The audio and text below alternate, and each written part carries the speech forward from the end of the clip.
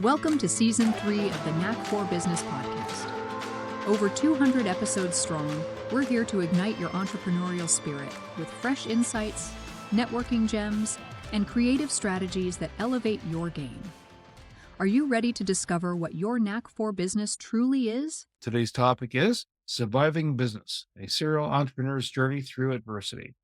Your hosts are Bernie Fransgrove from Creative Insight and Wayne Pratt from Motivate You Inc. And what can you expect from the Knack for Business pod? Games to help you find your feet in the business world, whether you're just starting out or you've been at it for a while.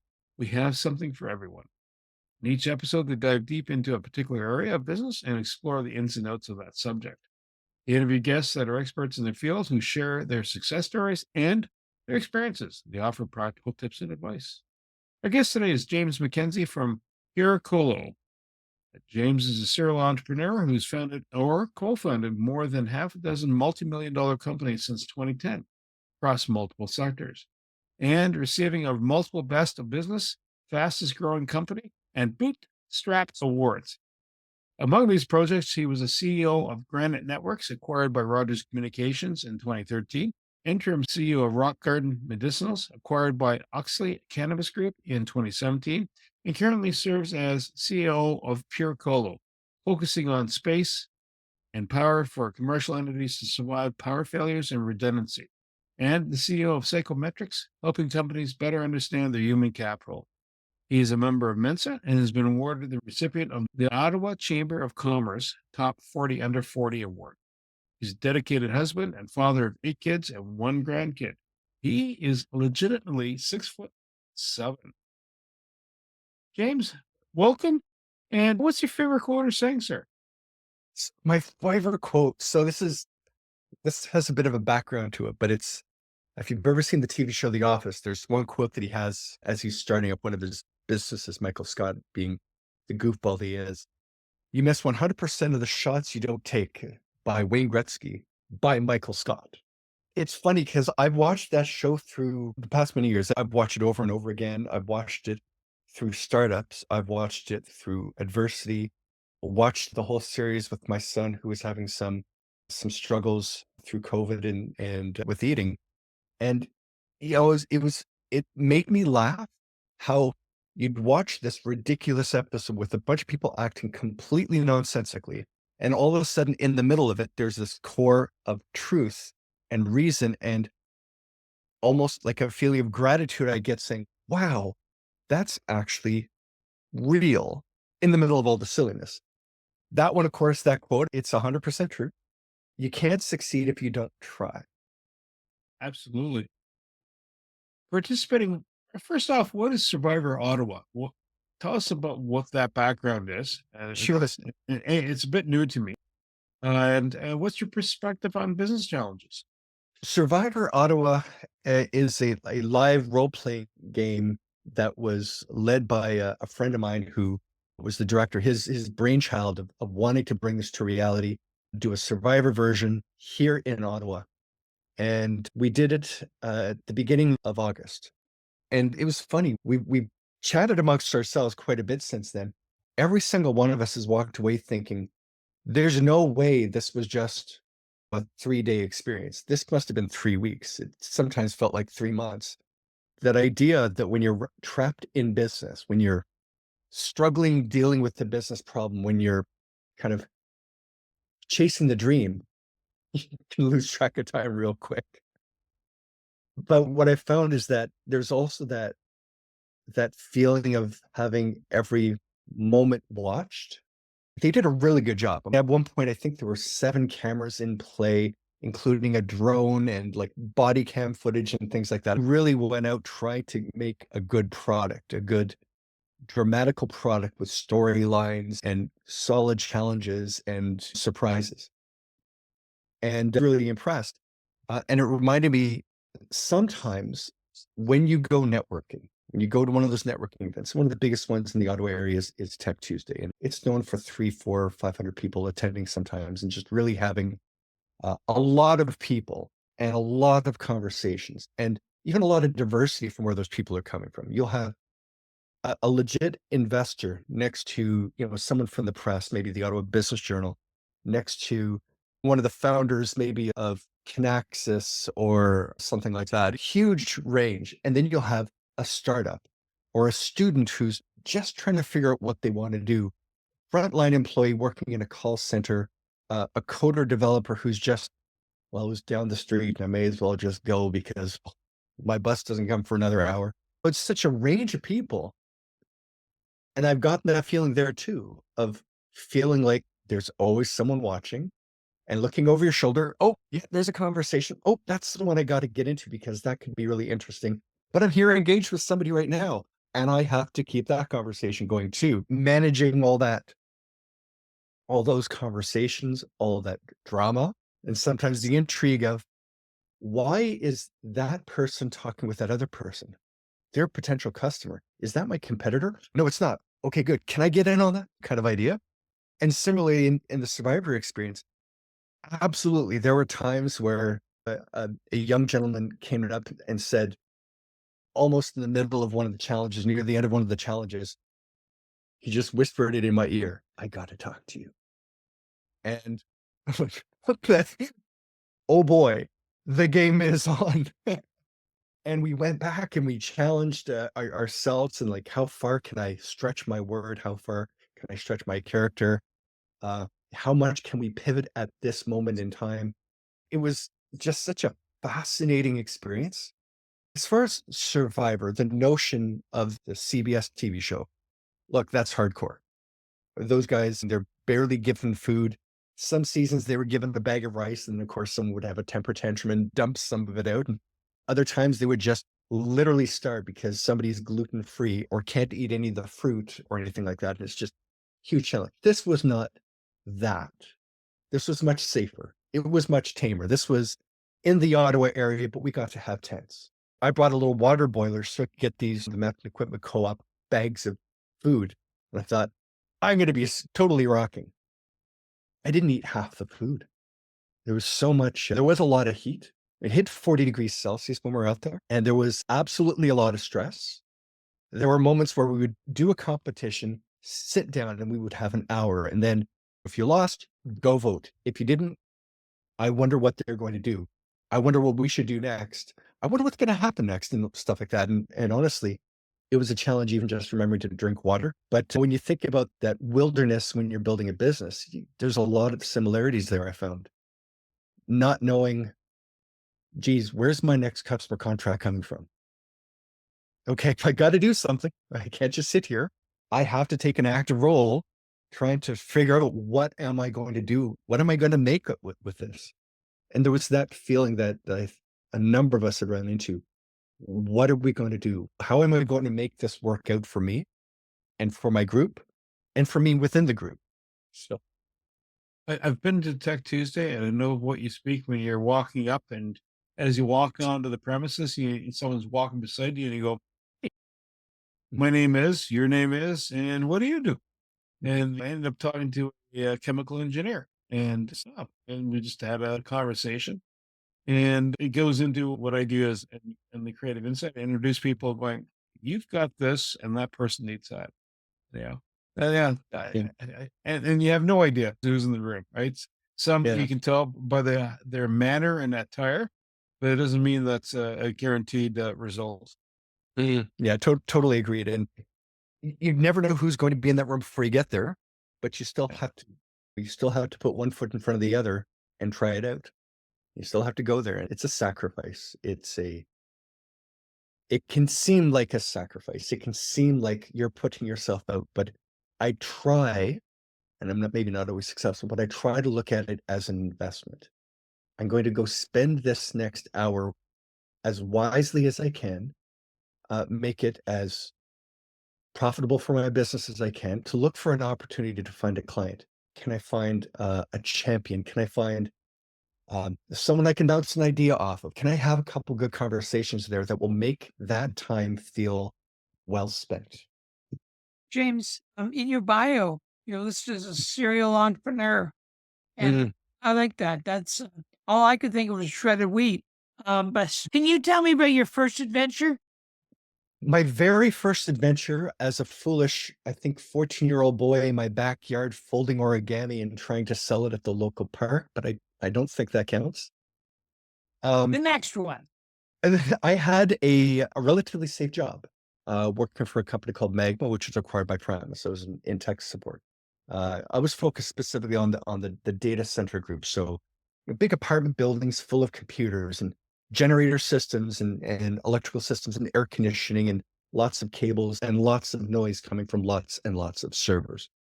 My brothers and I had always had a family kind of experience with travel. And what we found is we had stories to tell. We had experiences that not a lot of people had.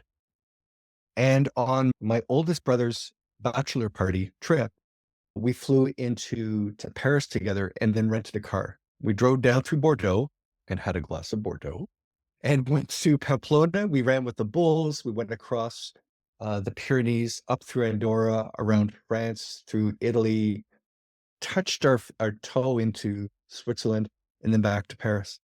And through that, you can imagine this is just the three of us, sometimes driving 10, 11 o'clock at night, 8, 9 in the morning, hours and hours together.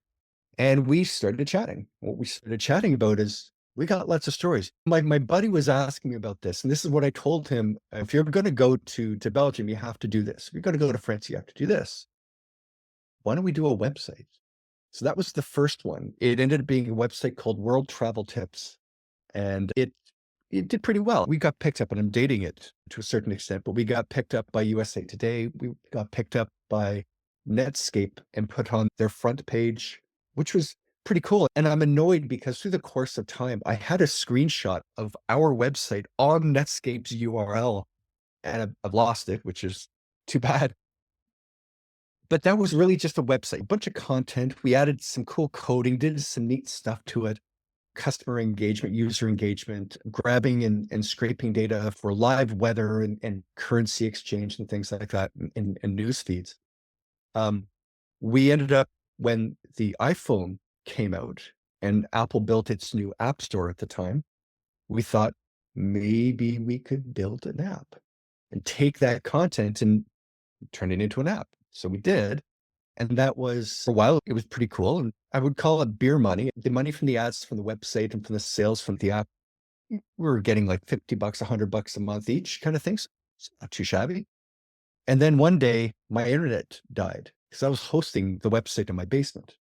I thought, that's weird. And I checked Colin, is there something wrong? Because it looks like the internet's down, but I think it's up. I'm not sure. And he said, yeah, let me check our stats. Yeah, it shows weird. It's like they reset our data. We haven't sold any. Hang on, we have. What had happened was we got picked as a staff picks and highly profiled on the iTunes kind of environment.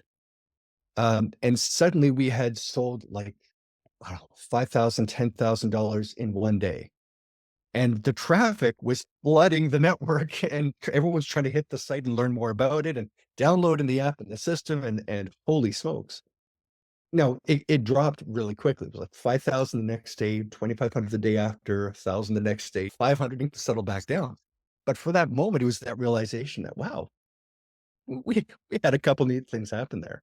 That was probably my first real entrepreneurial foray with my brothers, where I started realizing that you can do two things at the same time if you're careful. And you can't stop spinning this plate by virtue that this plate is spinning. You have to keep them both going at the same time. And if you can't, then you have to make a choice to choose. I can only spin one, so I'm going to spin this one. So we had a chance to spin both plates because they had nothing to do with each other. It wasn't competitive. There was no conflict between the two. It could have been more difficult if it was let's say, trying to build a competitive ISP for the internet service provider that I'm working for. That would be unethical, and I would deserve to get canned for that. But for this, it worked. And it gave us that taste of what it could be like to try doing something on your own. Would you say then of that two plates spinning and one starting to, in other words, you're having difficulty scaling to the next level? Is that going to be the toughest decision, or have there been other really tough decisions you had to encounter? Oh, gosh, there's been a ton of tough decisions. I am only one person. There's only so many hours in the day. And every day I make really firm and sometimes difficult choices on what I'm going to do with my time. there are days for Psychometrics when we first started that company where the pandemic had just hit, lockdown was happening, students were going to school at home. There were days where I would get up at 7:30, 7:45 with the first group of students that had to get online at 8:05, 8:10. So I'd get up with them, get them online and sell them, make sure that they had a snack and you had breakfast and brush your hair and get some clothes on kind of thing. But don't wait for the bus because we're going right here. Get them ready for the classes, get them a glass of water, make sure they were good. And then I would go and I would code. I would code all day. And I would take breaks whenever I needed to just have that fresh perspective. Thinking about a problem and staring at the screen isn't going to solve it. Let me go sit on the couch with my wife and figure something out. God, it's lunchtime. Are the kids actually taking their breaks? Let me go poke my head out. Try to give myself those breaks. Code all afternoon, stop for dinner, code all evening, and until sometimes, especially if we're working on a bug and trying to get it resolved, or working on one more feature and we're almost done that new feature, coding till 2 or 3 in the morning, and then repeating it day after day. Yeah, that's a tough choice. There've been days where it's been sunny outside and I can hear my wife and my daughter and one of my sons, let's say, playing in the pool. And all I can think of is, oh God, I want to be there. Last thing I want to be doing is this, but I have to do this. So I try to get myself into a mentality of doing one thing each day to move a project along.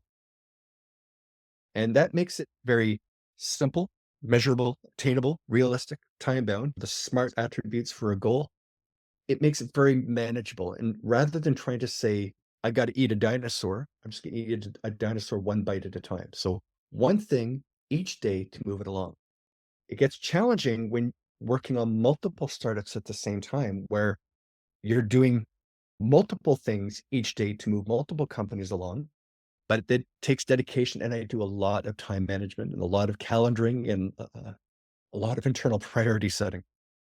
James, one of the questions I usually try to get into a podcast is a person's favorite out of the park and their most spectacular train wreck. You, I bet, have some really neat train wreck stories. There was one that I did with a good friend of mine, Josh, brilliant guy. We had come up with this idea on how to capture and protect, archive, secure, block, delete people's social profiles. And the idea was, if you were a politician running for office, you may want to clean up your history. If you're going to prison, you may want to turn things off. If unfortunately a family member died, you could have some element of control over helping them, gracefully transition. How do you inform the family and more distant friends? We had gone into this idea called Social Scrub, and we were about 95% done. We were a week away from basically releasing and announcing it. We had done our pricing model. We had the code tested. There were just a couple refinements in the visuals that we were working through. And then Facebook announced a new feature that did 60% of what we were going to do. And I knew it's dead. You're not going to compete with the marketing weight of someone like a Facebook and try to think you're going to get people's attention over what they're doing. And if we're trying to charge for something that they're offering for free, forget it. It's not happening. So that was thousands of dollars that I'd invested buying all the hardware, doing stuff like that, that's gone. So I would call that a pretty spectacular failure. As far as successes, I think working with the Rock family on Rock Garden was a very interesting story. And these are people who really profoundly believed in cannabis. At the time, I had just sold Granite Networks to Rogers, another data center over to Rogers. I know nothing about cannabis. Like, sorry, I don't use it. I don't consume it. I've always been operational, so that state of mind of whether it's 2 in the afternoon or 2 in the morning, my phone could ring and I have to be conscious and competent to pick up my phone and deal with whatever issue may happen, because if they're calling me, there's got to be a good reason. Clarity of thought is important. But I had an uncle who was battling cancer at the time, and my sister as well, and my stepmother and a few other people in our family that have battled cancer. And while I had a problem with recreational cannabis in the same way that I would have a problem seeing a 20-year-old going and drinking 20 beer, like, okay, you should not be spending that much money on beer at that age. Holy smokes, you should have other priorities. But I got over it real quick when I thought of my family. If they were suffering through cancer and there was something that they could do to help with their appetite, okay, that's a different story. I can totally get behind it. We got behind the company, started giving advice on some of the technical specs as far as camera placement and things around a building, started working through kind of the business model and corporate presentation, investor deck and investment structure, things like that with them. Worked with them for about a year and a half, raised it was 1.2 million, I think, in total that was raised in that first round before I had to step away for Pure Colo. And there was some wonderfully smart, brilliant people with very strong personalities. And you guys you have a vision specifically on where you want to go. I'm going to let you take the vision your way. It was acquired in 2017 for a big chunk, and it was a public company that had acquired it. So we got shares in their company, and they're on the stock market. Now all of a sudden, I'm looking at the stock market. Well, that was like a light switch, different world. Now I'm monitoring level 2 stats and what are comparables and looking at like trading volumes and day to days, and holy smokes, that was probably the biggest thing I ran into, Wayne, the biggest kind of huge explosive bubble. You're hitting these pockets of, oh my gosh, you've worked 95% to bring a project to fruition only to find out a monolith is gone. Oh, but we're there. And you're running the same peril. Yeah. How do you prepare yourself to be agile enough going, okay, cut loss sucks, but there might be something in the package you just built, not for the intended purpose, but there might be components you can harvest later on for other projects or other areas. How do you keep that in mind going, okay, this isn't going to knock me out on my backside? And yeah, okay, next. That's hard. That's really hard. Try to talk about the 3 main principles of having a startup, which is a passion for something so that you can get behind something that will give you the energy to push through on those long nights and long days. You have to have persistence because you're going to run into resistance. You're going to run into challenges. So where do you find that strength, and how do you remind yourself to keep pushing through? But you also need perspective, the ability to look through and say, this is a time to push through and persevere. But this other time is not. That's a time to adapt or pivot or change. There are stories, like the best story I could tell is of Little Old Mitel. I'm not sure if you ever heard of them. They did not start as a telephone company. They were not into telephony. They were selling lawnmowers. And I know this because Terry Matthews, he owns like the whole KRP campus. And one time it was either his birthday or it was an anniversary of the founding of Mitel. And they had brought in one of the original lawnmowers that he'd sold. This old thing, it was rusty, but it was an antique. But what a memory. And even Shopify, that did not start as a multi-user, multi-store platform. They were starting it for themselves. I think that is the story of why some companies become successful and some don't. That the founders of that group have the ability to recognize when they run into an obstacle, whether it is time to be persistent and push through, or whether it's time to be perceptive and look for another route around. What I try to do is I try to keep both things as an option. And I try to weigh up pros and cons for each side when we run into obstacles, because of course we have. Every company has. As we're running into those obstacles, you guys may want me to shout out an answer quick, but I'm not going to. I'm going to take a pause. I'm going to take a beat. And I'm going to think through, all right, we have a problem. I can sell this piece of equipment. I can get some of the cash back. I'm only going to get a bit. That's what it's going to mean. Then I can do this. I can get a new replacement piece of equipment. Now that's going to cost this much. Now, do I have financing? I could probably get financing. I'm going to have to find one though. Holy smokes, that's going to be complex. I'm going to have to do some electrical hookup. Okay, that's going to make it more sticky, either way, moving it in or moving it out. So I try to take that beat and think through the options, but it always has to be an option. Failure is always an option. Doesn't mean you have to accept it, but you just have to realize that the valley is there.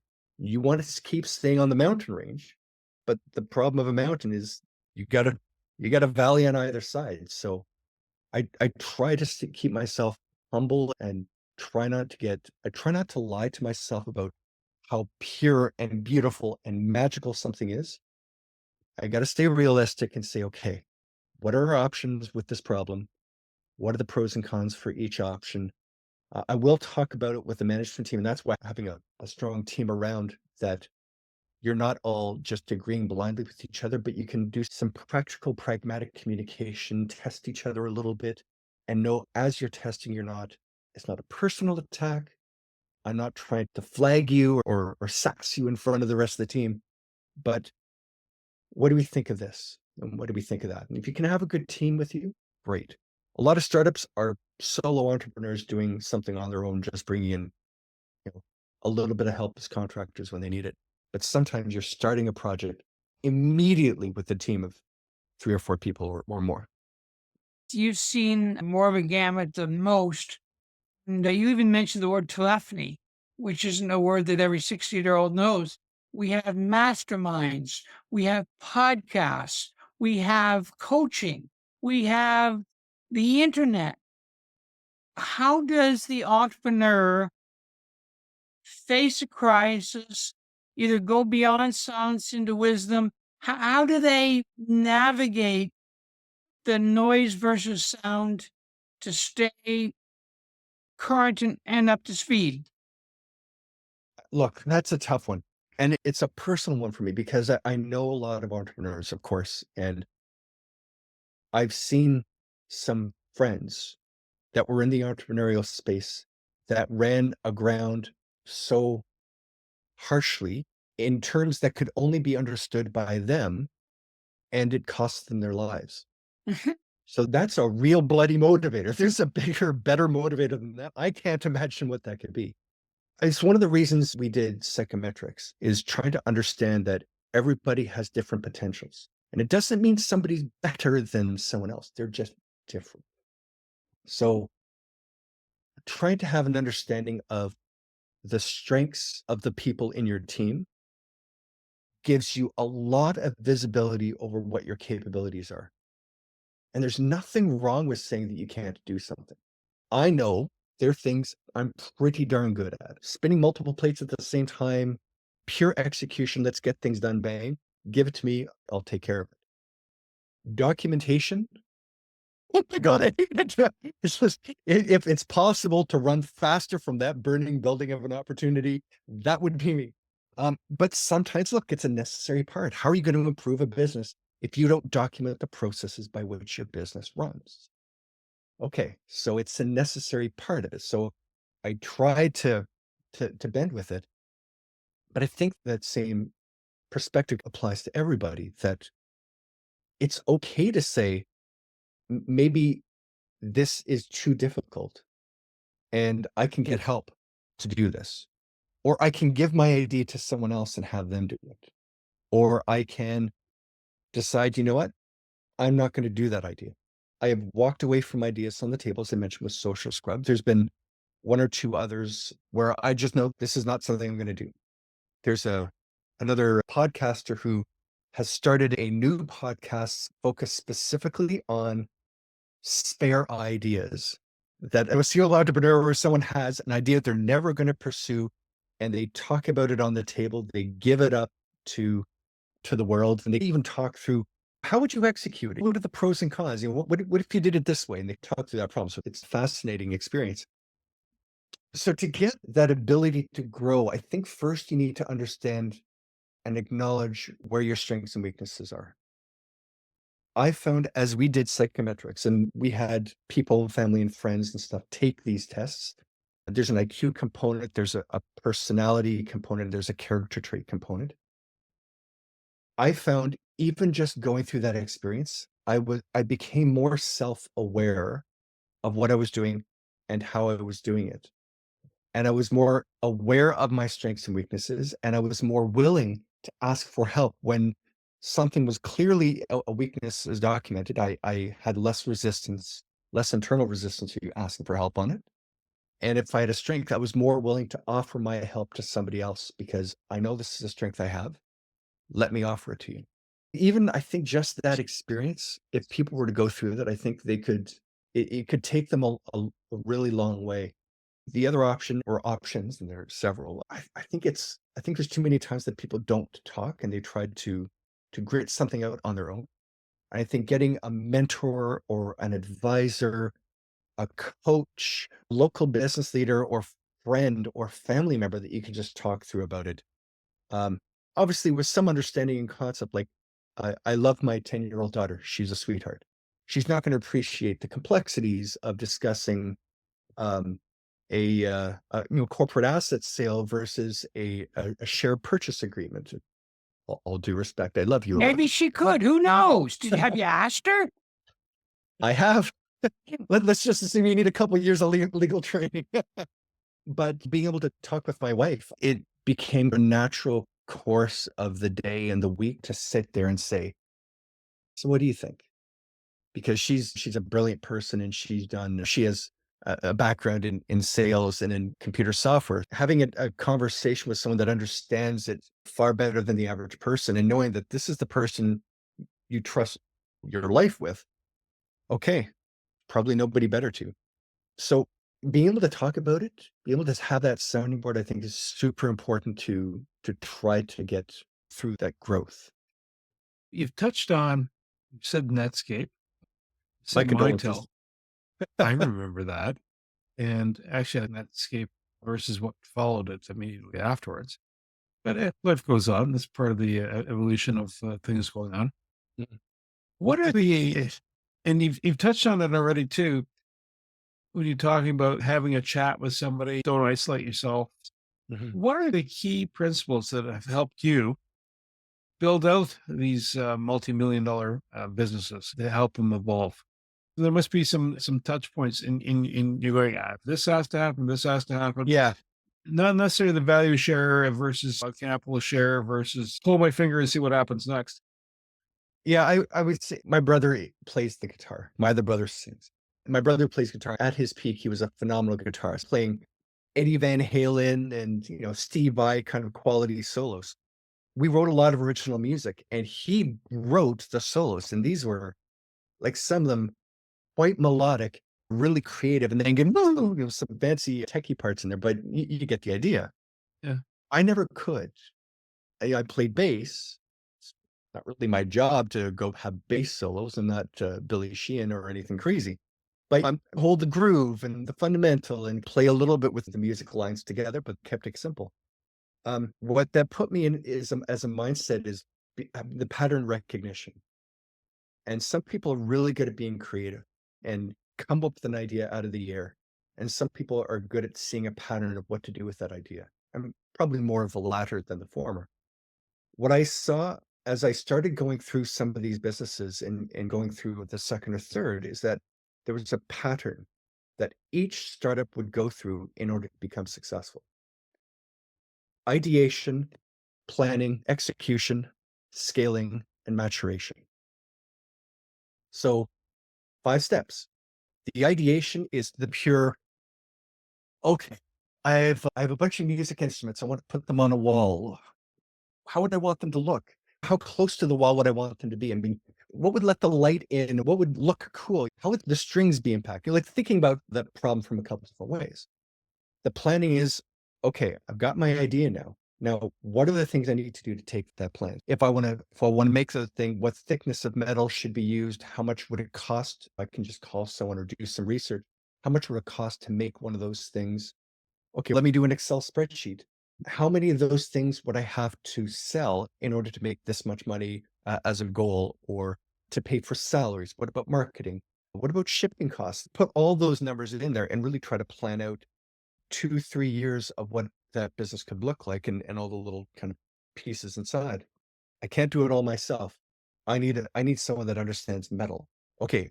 Do I know anyone that can do that? Oh, I do. I know Billy or Lucy and they're metal workers. Let me grab them and bounce the idea off them. See if, oh, holy smokes, Lucy's interested. She wants to join the team. Fantastic. Okay. So I need a role like that. And she's going to help with production management. I'm making this up as I go, but you get the idea. Of course, the human resources, what are the financial resources, what are the technical expertise resources that we need in that planning stage. And then on execution, shut the hell up and start getting it done. Do we need to raise money? Start raising the money. Start getting your prototypes done. Start building an MVP in a software platform. How much can you do yourself without having to raise money at all, and bootstrap the idea all the way to execution? But start getting it done. Give yourself objectives, timelines, deadlines, and execute against them, and actually make it happen. And then on the scale up, it's no surprise that there have been a number of websites that have started on people's home computers. I've done it. I've done it a lot. That's great at the beginning, and it's totally viable as a way of proving something. But at some point, you're going to have to take it out and put it somewhere more realistic, somewhere more credible, somewhere better. So just like mail, sure, there are many businesses today that the owner of the business, it's maybe not a sole proprietorship, maybe a bunch of employees, but you still contact them through a Gmail account, not even a corporate domain.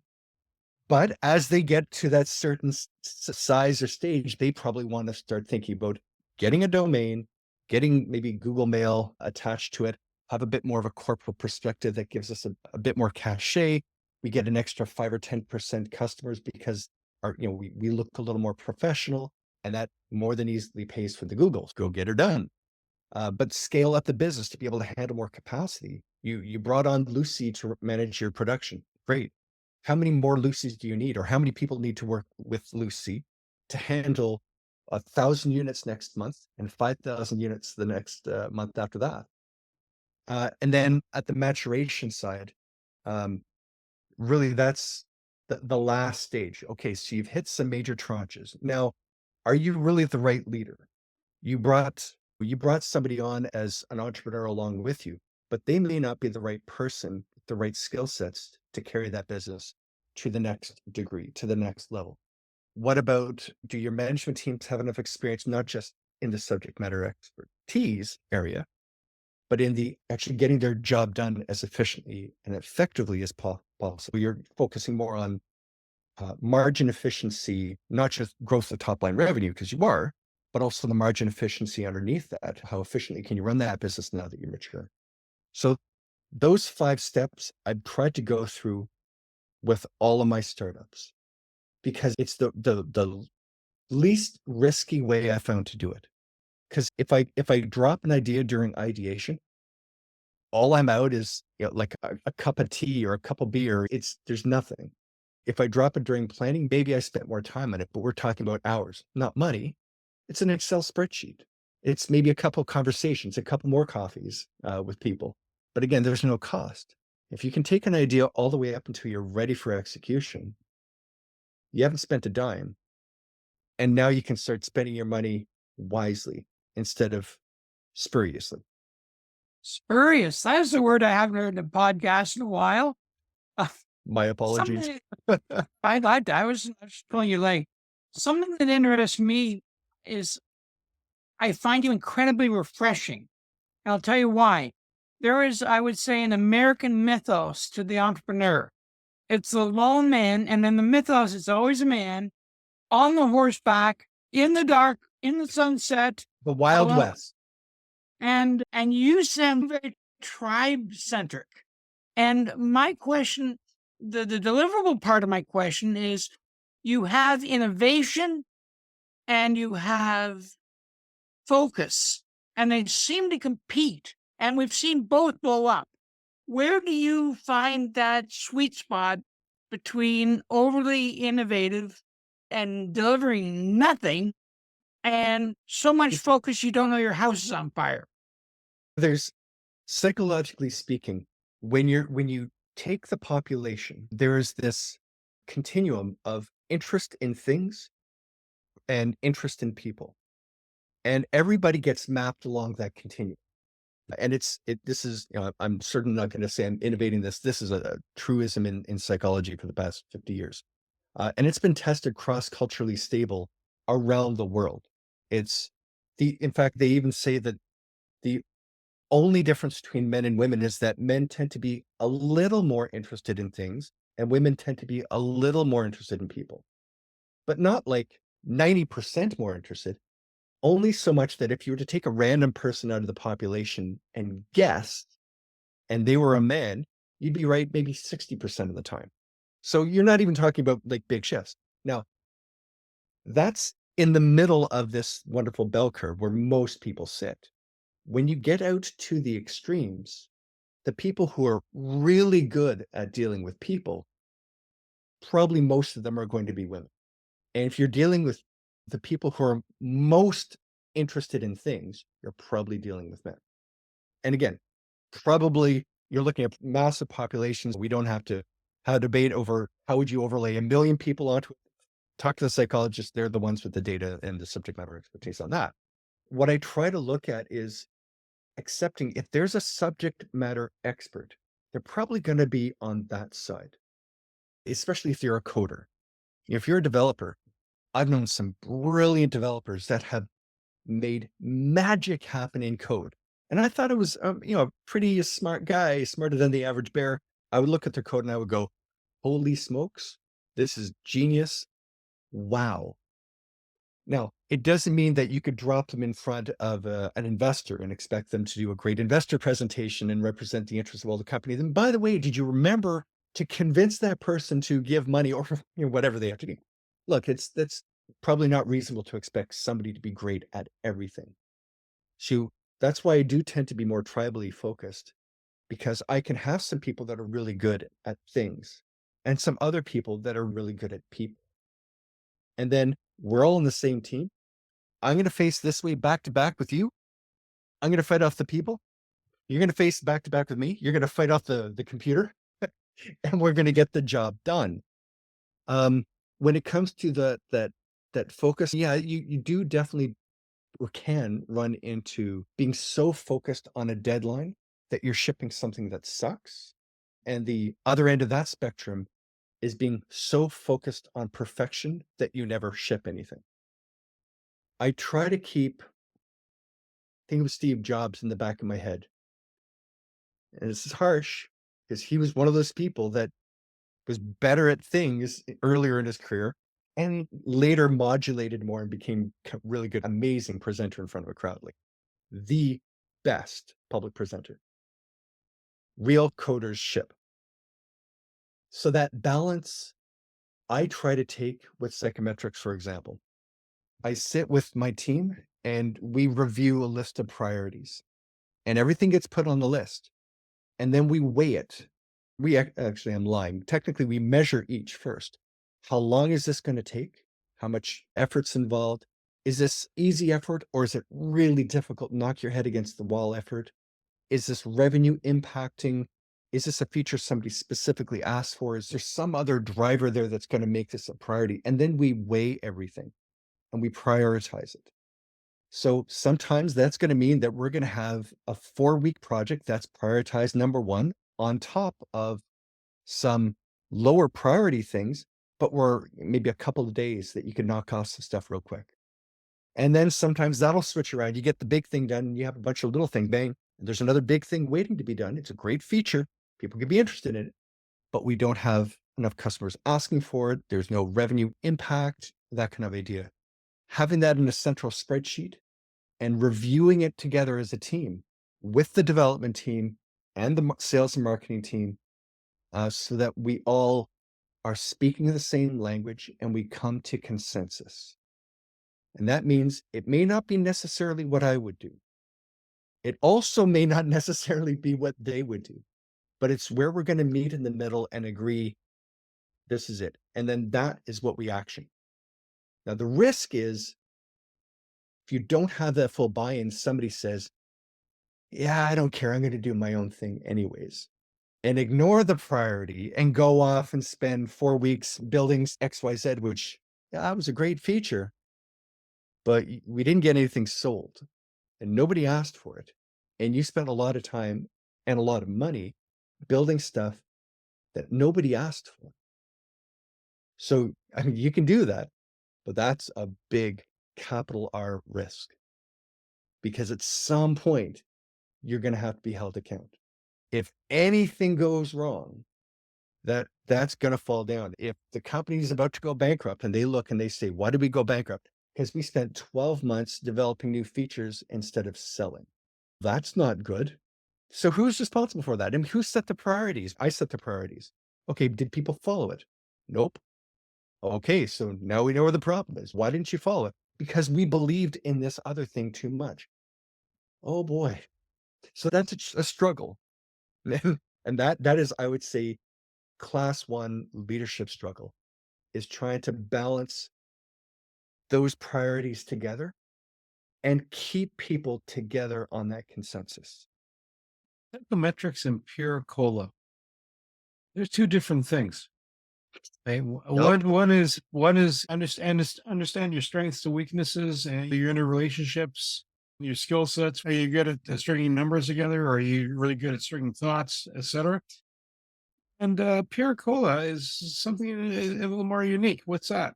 Pure Colo is a data center. And those are basically big apartment buildings with massive generator systems and battery systems and air conditioners and cooling plants and physical security and sharks with laser beams coming out of their head. If you compare the two companies together, they could not be any more different. One is the very archetype interested in thing, data centers, where it's the most technical. All the websites that are running on a computer somewhere, and 99.99% of them are running inside a data center.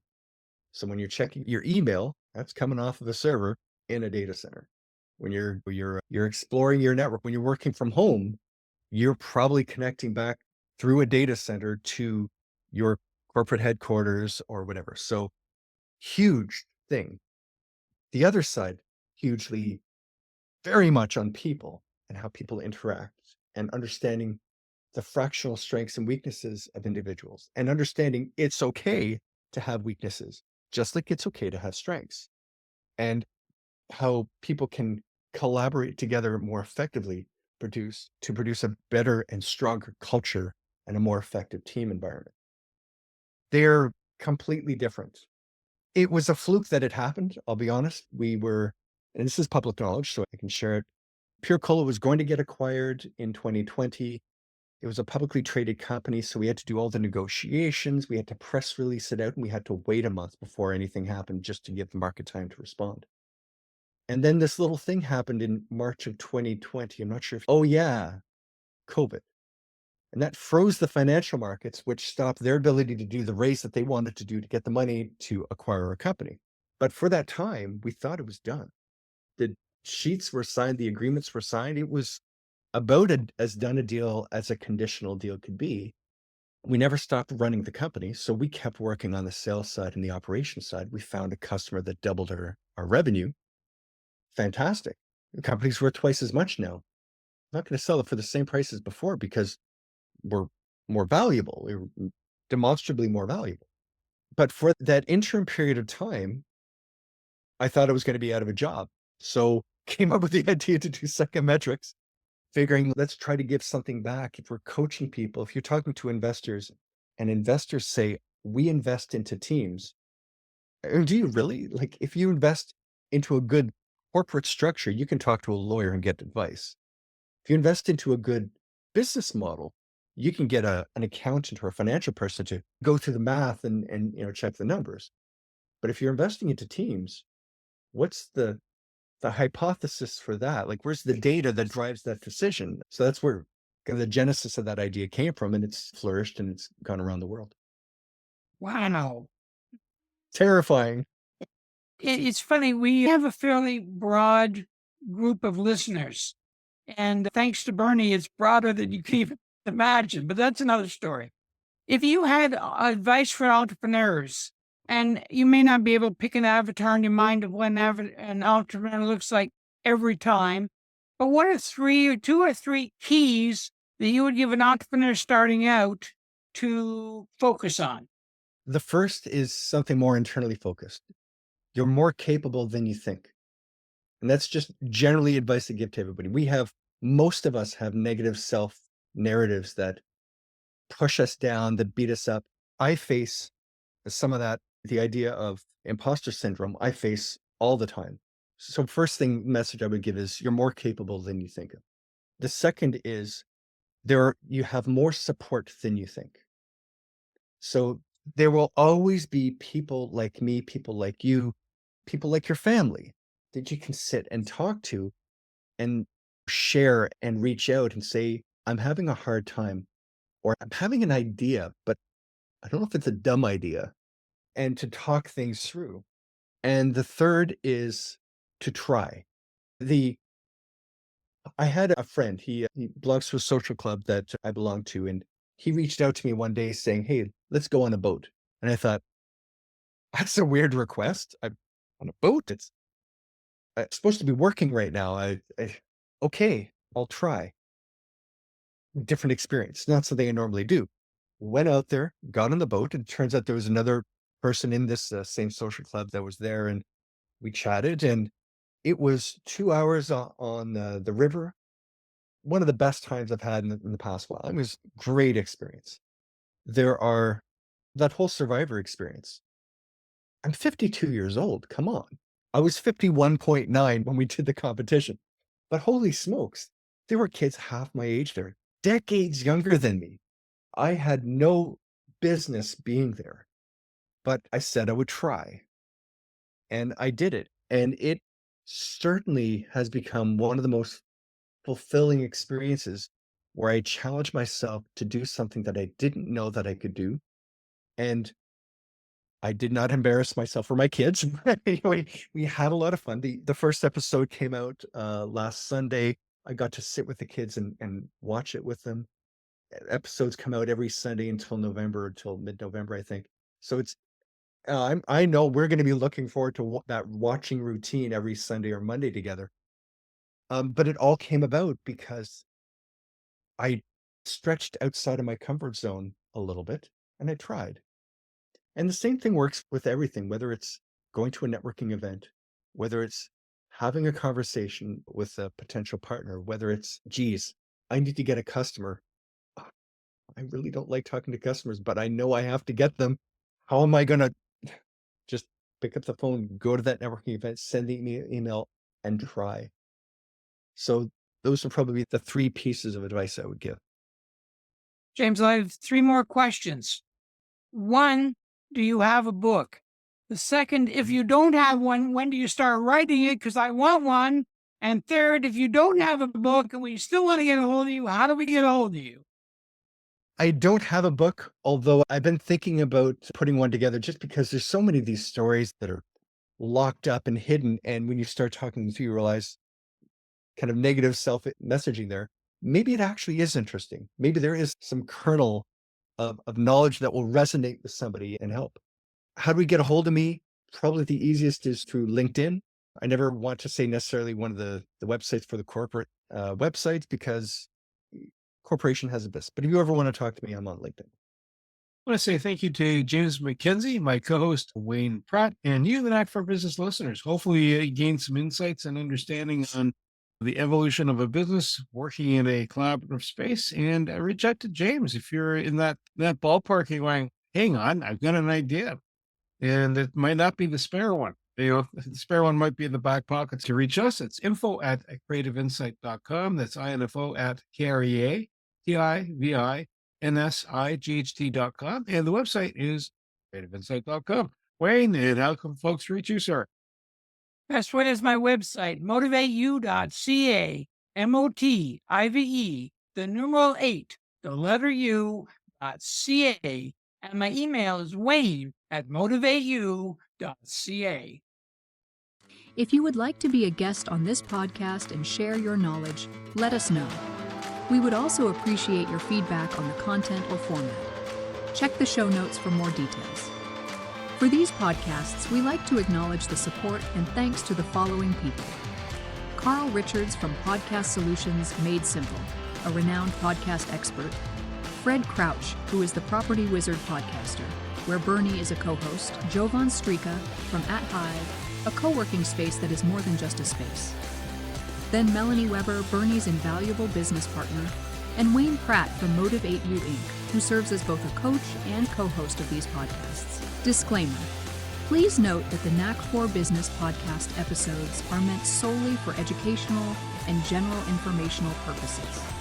The information and opinions contained within are not intended to be professional advice on any subject matter. The thoughts, views, and opinions expressed by the participants are their own personal beliefs and do not represent the views of the podcast hosts or any affiliated organizations. It is important to note that this podcast is not a replacement for consulting with certified experts in your area who possess knowledge of your unique situation. The hosts of the podcast, along with any participants or affiliated groups, do not take responsibility for any actions taken or not taken based on the information presented in this episode. It is highly recommended that individuals seek guidance from their own personal advisors in fields such as accounting, law, or other pertinent areas prior to undertaking any actions or making decisions that may impact their financial, legal, or other aspects of life.